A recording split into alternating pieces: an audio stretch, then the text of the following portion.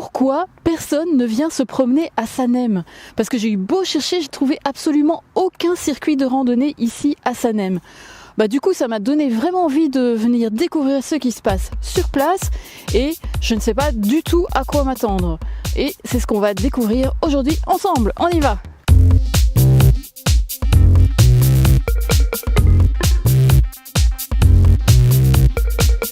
Certitude numéro 1, Sanem, c'est pas beau.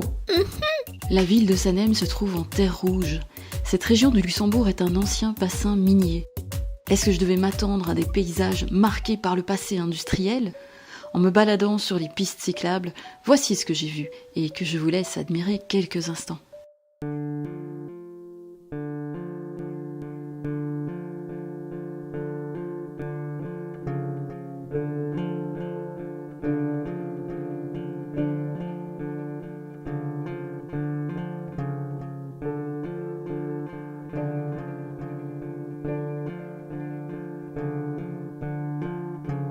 Certitude numéro 2, Catherine est une sorcière. Quand j'ai préparé la randonnée d'aujourd'hui, je me suis aperçue que Sanem se trouvait dans une zone plutôt urbanisée. Et donc c'était probablement ça la raison pour laquelle je ne trouvais aucun circuit de promenade proposé dans cette région. Et pourtant, comme vous avez pu le voir, il y a vraiment de très jolis paysages et des sentiers très agréables à découvrir ici, notamment sur les pistes cyclables. C'est assez bien fait, c'est assez agréable. Mais en préparant la randonnée, il y a vraiment une chose à laquelle je ne m'attendais pas, c'est à trouver dans les archives de Sanem une histoire de sorcière.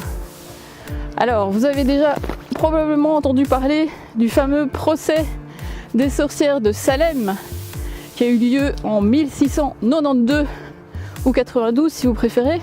Alors, le procès des sorcières de Salem en 2 mots, c'est l'histoire de jeunes filles qui ont été à un moment donné soupçonnées de sorcellerie tout simplement parce qu'elles avaient un comportement un peu inhabituel d'après le point de vue de certaines personnes de leur entourage. Et tout ça a finalement abouti à un procès qui a condamné un certain nombre de personnes dont je ne sais plus trop le chiffre, mais ça doit être une quinzaine ou une vingtaine de personnes qui ont été tuées par pendaison, si je me souviens bien, pour des accusations de sorcellerie qui n'étaient évidemment pas fondées. Eh bien, saviez-vous que ici au Luxembourg, 100 ans plus tôt, Sanem a connu exactement le même type de procès? Pour tous les villageois, c'était certain, Catherine était une sorcière. Elle rendait le bétail malade par son mauvais œil, elle se transformait en chat noir pour faire peur aux gens qui rentraient chez eux le soir, et les vaches n'avaient plus de lait parce que Catherine était allée dans l'écurie. Donc le bourreau est venu chercher Catherine. Il l'a emmenée dans la salle des tortures et là il lui a montré tous les engins de torture pour essayer de la faire parler et de lui faire avouer qu'elle était une sorcière. Mais Catherine ne s'est pas laissée intimider par tout ça, elle a résisté. Alors évidemment le bourreau l'a attachée et en plus il a découvert sur son épaule gauche une tache qui, il n'y avait plus de doute, c'était une marque de sorcière. Et puis il a commencé à torturer Catherine pendant des heures. Ce qui fait que Catherine a fini par lâcher et le soir, elle a avoué qu'effectivement elle avait conclu une alliance avec le diable et qu'elle était bien une sorcière. Le tribunal a rendu son verdict. Catherine serait brûlée sur le bûcher. Le jour de l'exécution, tous les villageois sont venus et tout le monde a mis la main à la pâte pour apporter le bois, pour construire le bûcher. Et Catherine fut brûlée sur le bûcher. Et peu de temps après, son mari aussi. Parce que si vous étiez marié à une sorcière, c'est que forcément, vous étiez un sorcier. Tous les biens de Catherine et de son mari ont été partagés entre tous les acteurs de cette sombre histoire. Le bourreau, mais aussi les politiques de l'époque.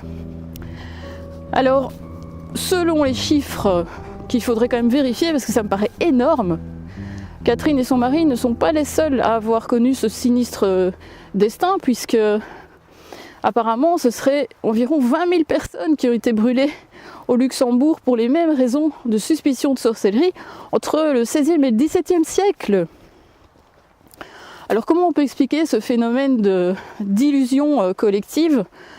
Eh bien, ça serait en partie dû à la superstition des gens à l'époque, et puis aussi au climat de misère, de guerre, de famine qui pouvaient provoquer la jalousie, la cupidité, l'envie des gens.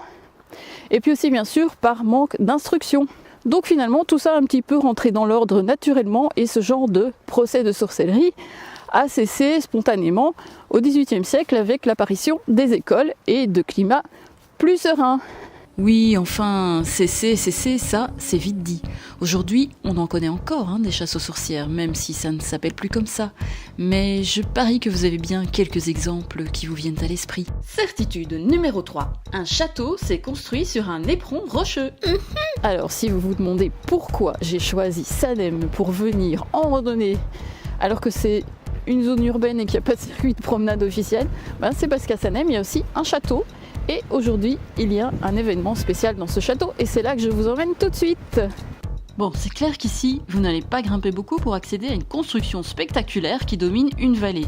Non, le château de Sanem, qui a été construit au XIIIe siècle, se trouve en fait sur une plaine qui était autrefois marécageuse. D'ailleurs, c'est l'eau des marais et de la rivière qui remplissait les douves. En tout cas, le parc qui entoure le château est absolument magnifique. Et en plus, aujourd'hui, il est le théâtre d'un événement nommé Winter Feelings. Et lorsque la nuit s'installe, le lieu devient carrément féerique.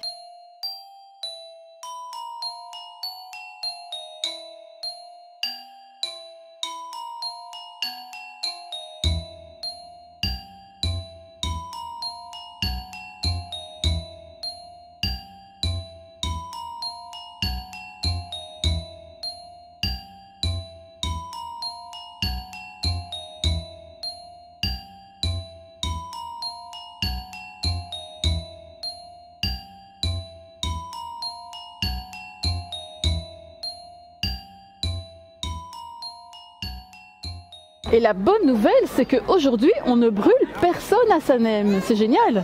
À bientôt pour une prochaine Sorando.